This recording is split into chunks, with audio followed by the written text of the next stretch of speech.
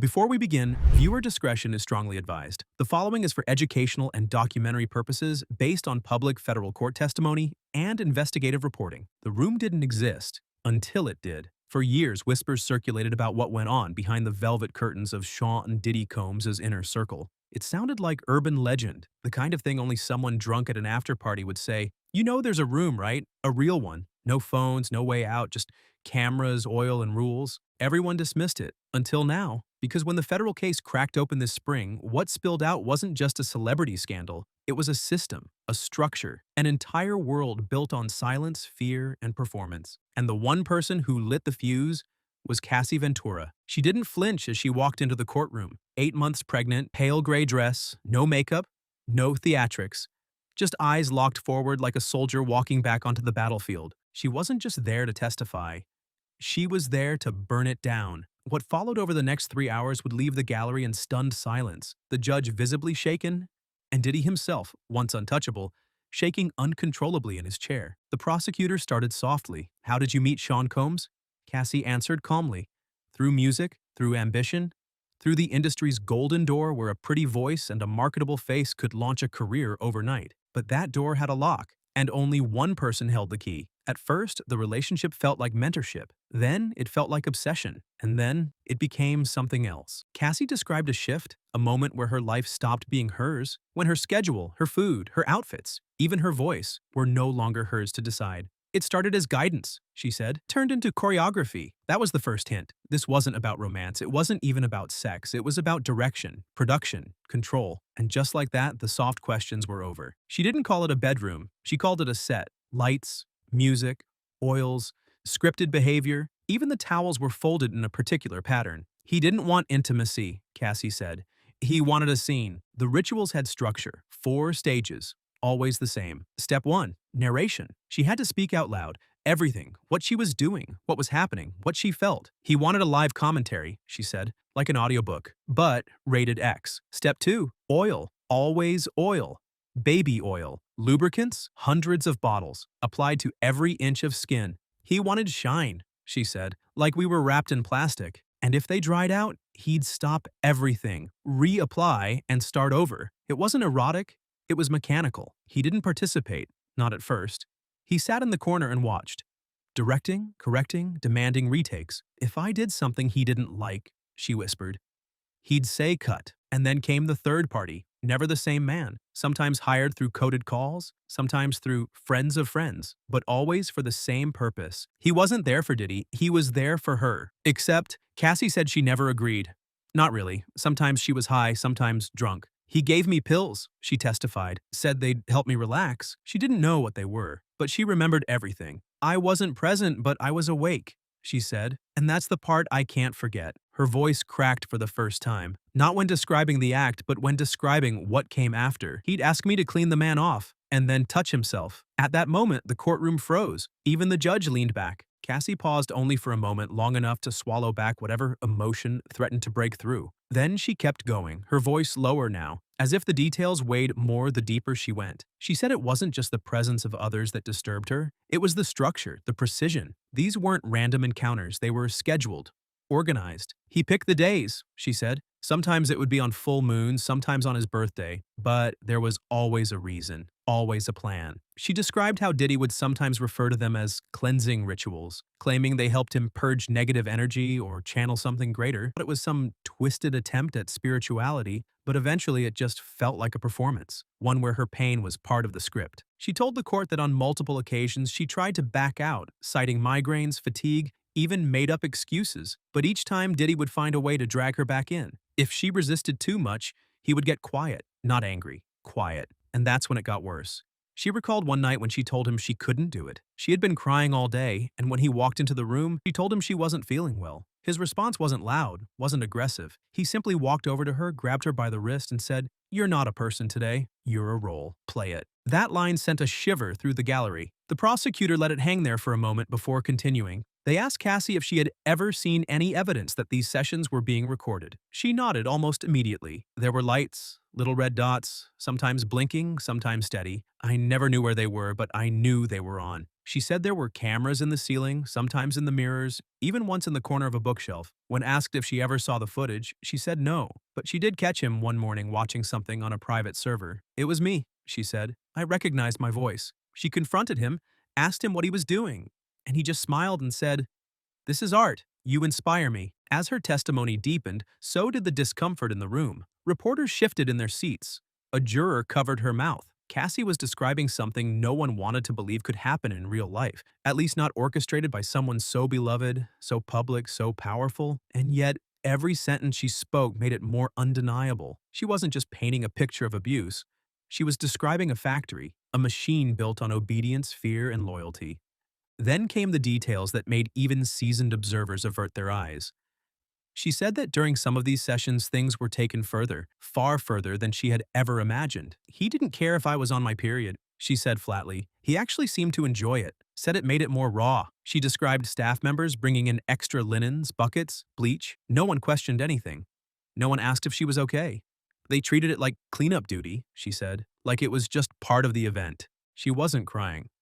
Her tone was clinical now, like she had separated from the memory just enough to describe it without breaking, but her hands trembled on the witness stand. And when she told the story of the night she was urinated on by two men while too intoxicated to speak, the silence in the room turned into something else, something heavier. "They stood over me," she said. "I couldn't even lift my head. I just remember the smell. I remember the warmth. And I remember thinking, he's watching." Her voice cracked, but she didn't stop. And he was. He didn't say anything, just nodded, like it was exactly how he wanted it. At this point, the judge called for a short recess. Reporters rushed to the hallway whispering to each other, visibly shaken. Several jurors didn't return immediately, and even Diddy's attorneys looked stunned. Meanwhile, Diddy sat completely still, his jaw clenched, his fingers digging into his chair. He looked like a man whose control was slipping, whose mask had finally cracked. When court resumed, Cassie was asked whether anyone had ever tried to help her, whether there had been a single person in that house, in that world, who had pulled her aside and said,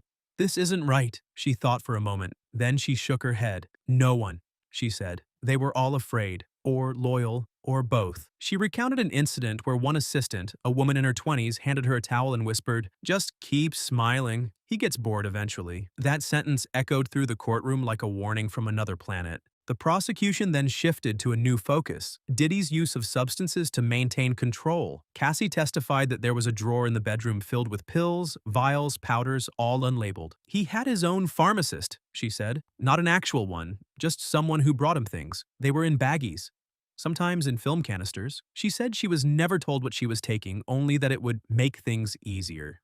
Prosecutors backed this up with a series of text messages entered into evidence, one showing Cassie asking, "What was that last one?" "I'm dizzy," to which a contact replied, "Don't worry about it, just take it." Another reads simply, "He said double tonight. You'll be fine." At this point, the tone in the courtroom changed. It was no longer just a disturbing story, it was starting to sound like something larger, a system, an operation. And with every new detail, the picture became clearer. This wasn't about one man's private vices. This was about something built, planned, maintained, protected. By the time Cassie finished her testimony for the day, the room was dead silent. No one moved, no one coughed. Even the security guards at the back of the room seemed frozen. And as she stepped down from the witness stand, someone in the gallery whispered, "It's bigger than we thought." And they were right, because what came next was even worse. Cassie's testimony had barely faded from the room before the prosecution dropped their next bombshell. They walked to the evidence screen, inserted a flash drive, and without a single word, pressed play. There was no introduction, no music, no warning. Just cold, silent footage. The screen flickered to life with grainy black and white security video. It was dated 2016, and the location, the Intercontinental Hotel, Los Angeles. For a moment, it looked ordinary. A hallway, dimly lit with patterned carpet and gold-accented walls. Then a man appeared in the corner of the frame, tall, broad, walking with a deliberate pace. It was Diddy. A second figure followed behind him, Cassie several steps behind, moving slower, her body language tense. What happened next was so sudden that several people in the courtroom gasped. Diddy stopped abruptly, turned, and grabbed her by the back of the head. With one violent motion, he flung her to the floor. Her body hit hard, shoulder first, then head, before slumping to the ground. Diddy stood over her for a beat, turned, began to walk away, then spun back, raised his foot, and kicked her. Hard. She didn't move. In the courtroom, there was a collective freeze. One juror covered her eyes, another scribbled something on his notepad and underlined it again and again. Attorney looked down, motionless, and Diddy himself, who had spent most of the trial trying to appear stoic, started twitching, his foot bouncing rapidly beneath the table. Then, with careful precision, they brought in their next witness, Israel Flores, a former hotel security supervisor who had since become a police officer with the LAPD. He approached the stand calmly but firmly, the way someone might walk into a room already on fire. He confirmed what the footage showed, and more. He said he had been the one to respond that night. She was crying, he said of Cassie, shaking, kept saying she wanted to leave. Mr. Combs, was refusing to let her go. I had to intervene. He added that she had a visible bruise under her right eye and red marks on her arms. But curiously, when asked to produce the original report he filed in 2016, it was missing those details. The defense jumped on that. Officer Flores, is it standard for a report to omit injuries? His answer was a pause, then, no, it's not. But I was told by hotel management not to escalate, that it was a misunderstanding between partners. I regret that now. The jury took that in with visible discomfort. If there had been any doubts about how deep this web ran, they were unraveling fast.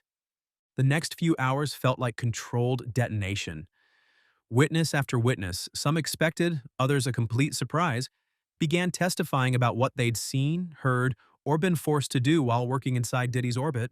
There was the former assistant who said her job included ordering baby oil in bulk, sometimes 50 to 100 bottles at a time. She said, I didn't ask why. I didn't want to know. There was the security guard who recounted walking into a room after one of Diddy's private events and finding Cassie curled up in a corner, barely clothed, whispering to herself. She looked like she didn't even know where she was, he said. And the room. It smelled like alcohol, sweat, incense. The lights were red. There were cameras everywhere. It was like a scene from a horror movie.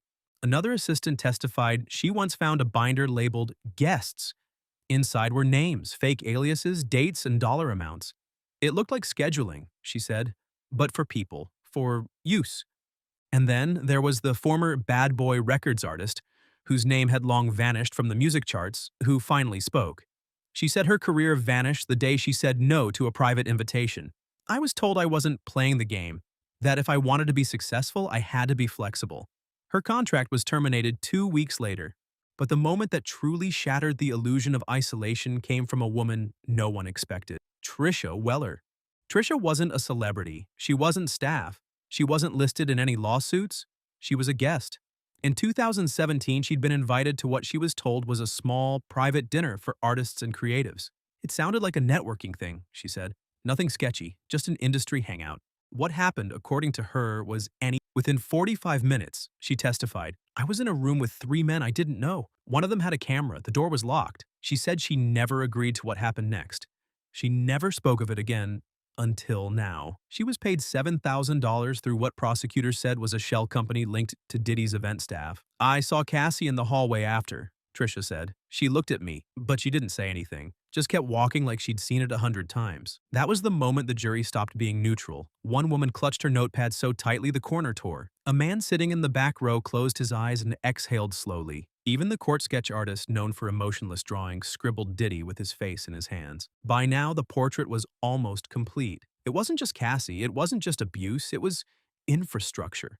A system. A machine built to function in silence, wrapped in glamour, fueled by fear. And it was collapsing. As the courtroom settled again, the prosecution prepared to deliver what would become the most damning pieces of evidence in the entire trial. Not testimony, not video, but something far colder, numbers. Their next witness, a forensic accountant who had spent the last 3 months combing through bank transfers, wire receipts, and internal financial ledgers tied to entities under Diddy's control. What she showed the jury wasn't glamorous or dramatic. It was methodical. It was terrifying in its simplicity. The ledgers were labeled cleanly. There were no disguises, just line items under categories like care, loyalty, and silence. Each entry included a recipient name, sometimes initials, sometimes code words, followed by payment amounts that ranged from a few $1,000s to over 80 grand a month.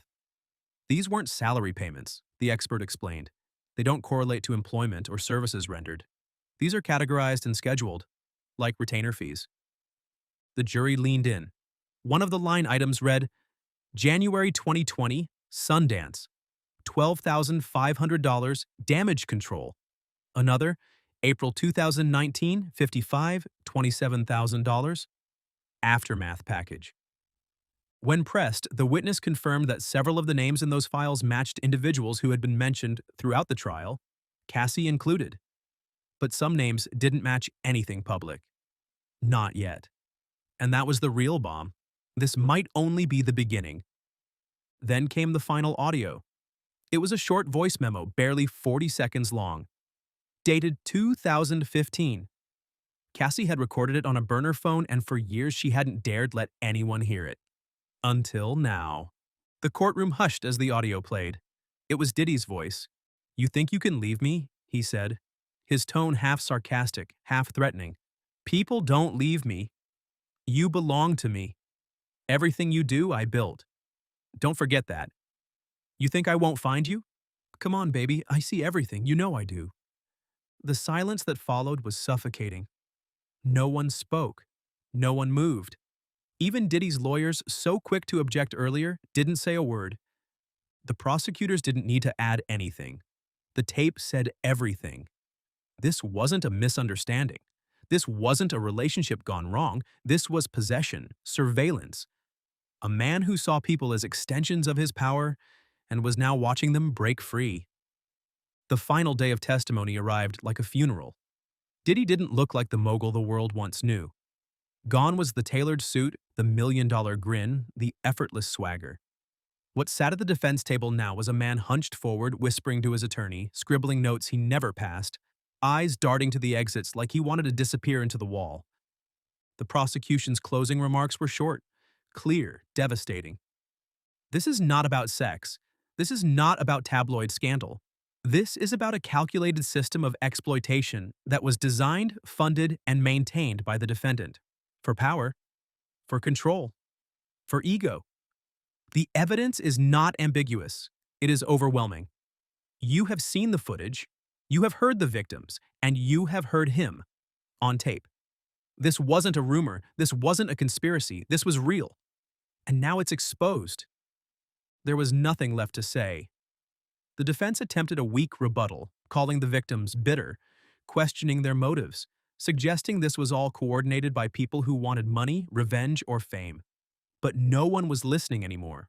Not the jurors, not the press, not even Diddy's own team, who had begun clearing their files quietly, like they already knew what was coming. The gallery buzzed with whispered disbelief as the judge called for recess. Outside the courthouse, cameras waited.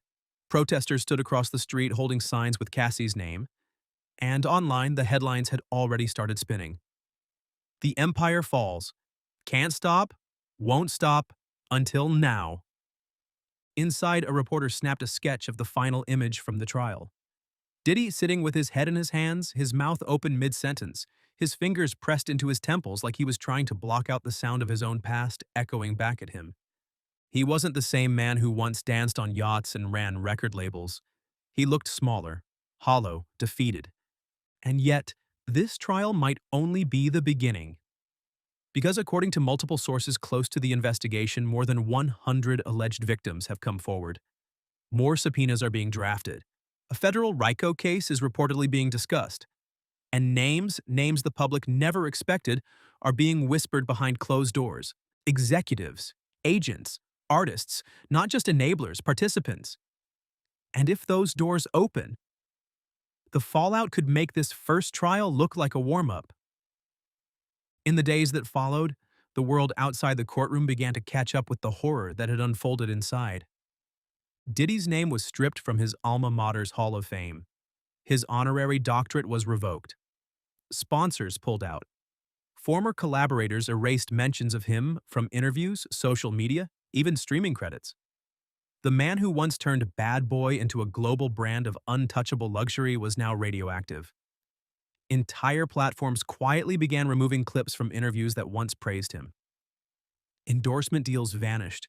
Even longtime associates started to distance themselves, not just out of caution, but fear. And yet, inside the government, something even bigger had started moving. A sealed document, first reported by a whistleblower, was leaked to federal investigators. It contained a list, Dozens of names. Not just of victims, but of those who may have helped. Artists, bodyguards, executives, people whose power depended on staying silent, or worse, enforcing it. According to internal sources, federal prosecutors are now weighing a sweeping RICO indictment, one that could not only bring down Diddy's empire but trigger a chain reaction across the entertainment industry. One agent allegedly described the evidence as eerily similar to Epstein but embedded in culture. But here's the part no one expected. The machine kept spinning long after the trial ended. More victims began speaking out. Not just women, not just adults. Some anonymous claims referenced events from the early 2000s. Others tied back to music video shoots, international tours, even charity galas. Different cities, same blueprint, a figurehead, a script, a network of silence, and always control. Cassie, for her part, has stayed mostly quiet since testifying. No interviews, no book deals, no documentary trailers. She went back home, delivered her child, and according to one close friend, hasn't spoken to the press once. She just wants peace. But she doesn't have to speak anymore. Her voice, captured in court, recorded on tape, immortalized in transcripts, lit a fuse that can't be put out. And maybe that's the real legacy of this case. Not just the exposure of one man, but the breaking of a spell. Because for years, the entertainment industry has hidden behind glamour. Platinum albums, red carpets, flashing lights. These things blind the public. They distract. They rewrite reality. But the stories underneath, the victims buried beneath gold and glitter, they were always there. Now, the question isn't whether the industry enabled this, it's how far it goes, and who else is still hiding in the shadows. So maybe the real trial is just beginning. Because if a man like Diddy could run this kind of system in plain sight, surrounded by cameras, handlers, and billion-dollar brands, how many others are doing it right now? What do you think? Should this case be the start of something bigger? Or will the system find a way to protect itself again? Let us know in the comments. Stay alert, stay loud, and whatever you do, don't look away.